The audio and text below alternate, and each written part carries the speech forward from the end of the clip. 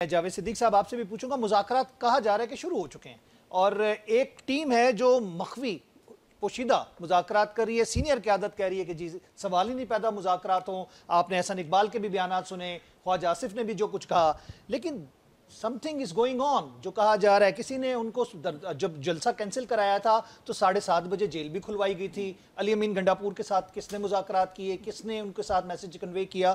تو مذاکرات چل رہے ہیں. نہیں، میں سمجھتا ہوں کہ اگر چل رہے ہیں تو بہت اچھی بات ہے. یہ جو وزیر اعظم شہباز شریف ہے، انہوں نے لیڈر آف دی ہاؤس بننے کے بعد جو تقریر کی تھی اس میں کہا تھا کہ آئیں مفاہمت کی راہ، اس وقت کی بات اپوزیشن میں جب تھے now when he was elected as leader of the house, opposition کے دور میں بھی کیا جی، تو انہوں نے بھی کی کہ آئیں بیٹھ کے بات کرتے.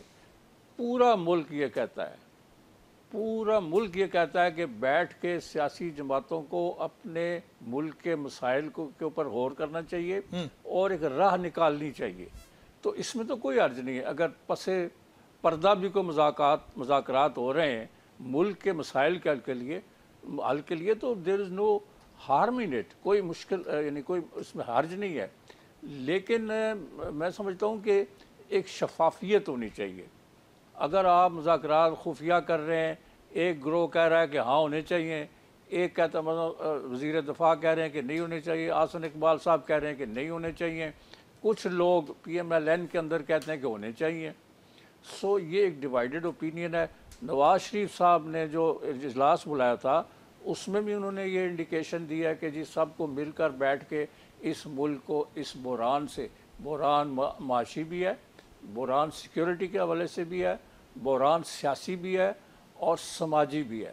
تو یہ جو سینئر پولیٹیشنز ہیں وہ ریئلائز کرتے ہیں کہ ملک کو اس بحران سے نکالنے کے لیے ایک اتفاق رائے ہونا چاہیے اور سیاسی جماعتوں کو بالغ نظری کا مظاہرہ کرنا چاہیے. ہو سکے گا کہ نہیں یہ بتائیے. یہ مجھے نہیں پتا، اس لیے کہ انفارچونیٹلی پچھلے چند سالوں میں سیاستدان جو ہیں وہ سب سروینٹ ہو چکے ہیں بانی پی ٹی آئی کہتے ہیں جی بات ان سے ہوگی جو با اختیار ہیں. پھر اس کے بعد انہوں نے کہا کہ اگر بات کر لی تو اس کا مطلب ہے کہ ان کی ڈاکہ زنی ہم نے قبول کر لی. یہ اس لیے ہے کہ پی ٹی آئی بھی جو ہے ایک دور میں اپنے حکومت کے دور میں انڈیپینڈنٹ فیصلے نہیں کر پا رہی تھی.